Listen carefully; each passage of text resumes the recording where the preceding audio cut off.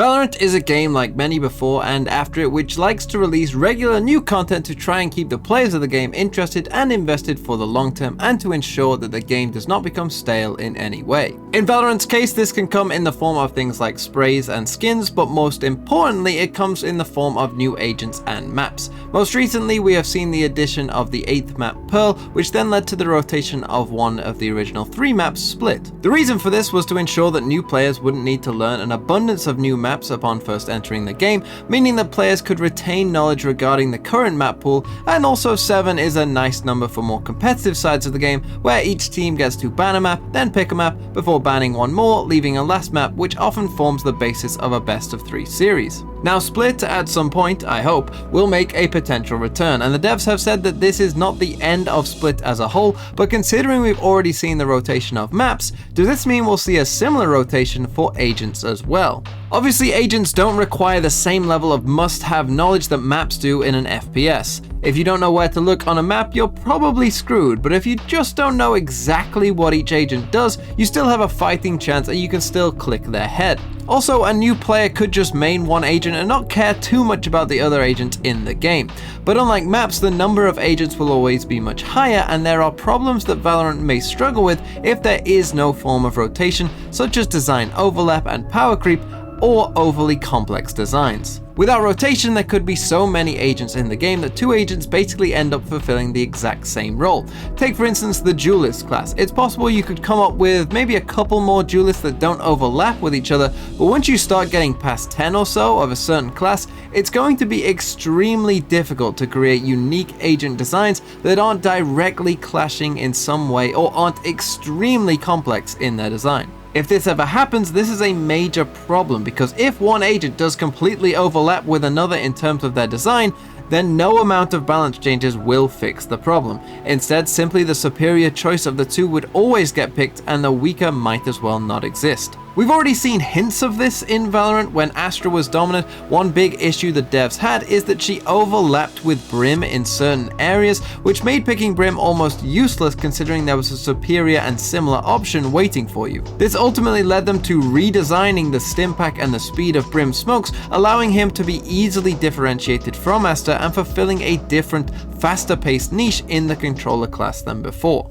Another issue many games have had is with everlasting power creep. The idea that to promote people playing the new shiny thing, games make their new creations a bit stronger than the previous ones, which then as time goes on leads to a massive imbalance from the original characters to the newest ones. And simply in terms of balance as well, it will always be much easier to balance a pool of 20 agents than it is 50, where the amount of different agent and ability combinations grows exponentially to the point where even slightly changing the balance of one thing can have a massive impact on the overall meta. Earlier I mentioned new agents not being as big a deal to newer players as maps might be, but that might not be the case if a newer player is asked to pick a favorite amongst hundreds of potential options.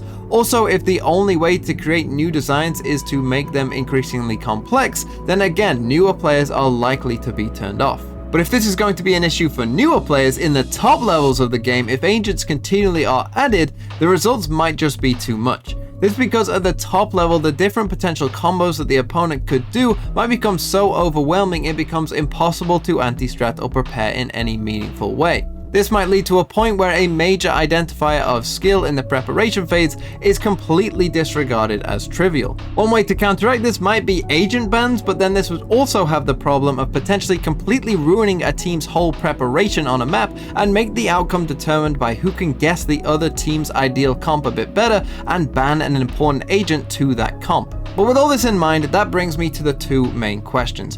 How would Riot go about agent rotation, and is it going to happen? Well, in regards to how they might go about it, there are essentially 3 ways of doing it. Either rotate agents like they do with maps and have a certain limit on the whole agent pool which it never exceeds, with agents coming in and out in cycles. You could just kill off certain agents never to be seen again, or at some point you could just stop making new agents. Now, the latter of these options seems unlikely. Games always want to keep things interesting and get more hype surrounding the game by making new stuff, so I highly doubt that Valorant would just stop creating new agents at any point. And when it comes to completely killing off characters, this could be possible, but again, highly unlikely. Although League of Legends, made by the same company Riot, did kill off one of their characters for a short time period, but Still, he was quickly reinstated, and I would be quite shocked if Riot would ever be so bold as to completely remove an agent, though it might be a cool event in the game's history if it did ever happen. The most likely form, of course, would be where agents are rotated in and out like the maps. This certainly would seem to make the most sense, but with this type of rotation there are factors to be considered, such as the length of time the agent is removed from the game, which agents you want to remove and keep, and how the fans of those agents reacts, and then even also the lore of the game as well. Now, most of these factors I don't think would be too difficult to make work.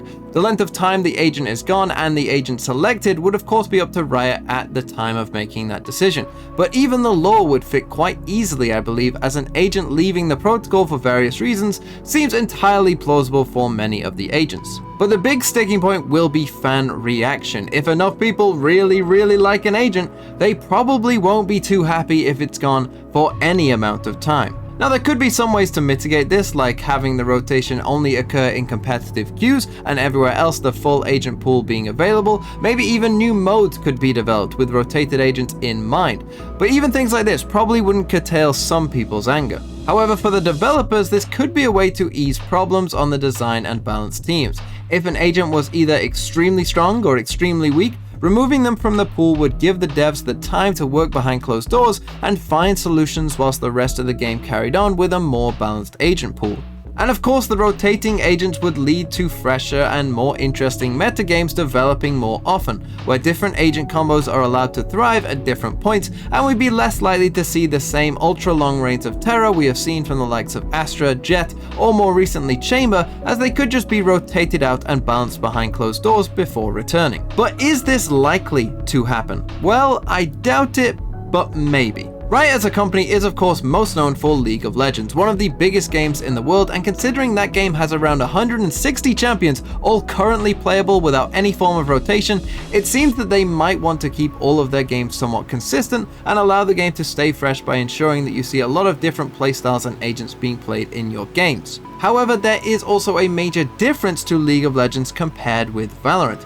In League of Legends, the abilities each champion possesses are central to the core gameplay itself. Those abilities are how you fight, whereas the core gameplay in Valorant is the gunplay, with each agent's abilities being a secondary factor which helps you win those gunfights. This could mean we see a different strategy being implemented for Valorant, which is Riot's only game thus far that does not include the characters and world of those portrayed in League of Legends. Maybe this lack of contextual tie to the rest of their franchise will mean that the characters in this setting are seen as more dispensable, as killing off Reyna only impacts Valorant and not every other game they make. So there certainly is a door open for the Valorant devs to carefully consider what exactly they want to do regarding agent rotation. It certainly has its benefits and could be a great way of keeping the game fresh whilst keeping the game's balance in check and expand and build the lore of the characters as well. However, there is always the threat by removing a popular agent.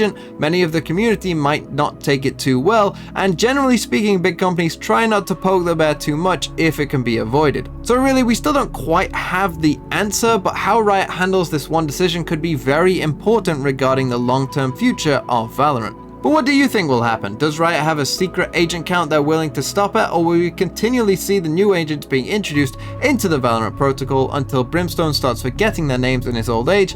Let me know what you think in the comments down below, and have a nice day.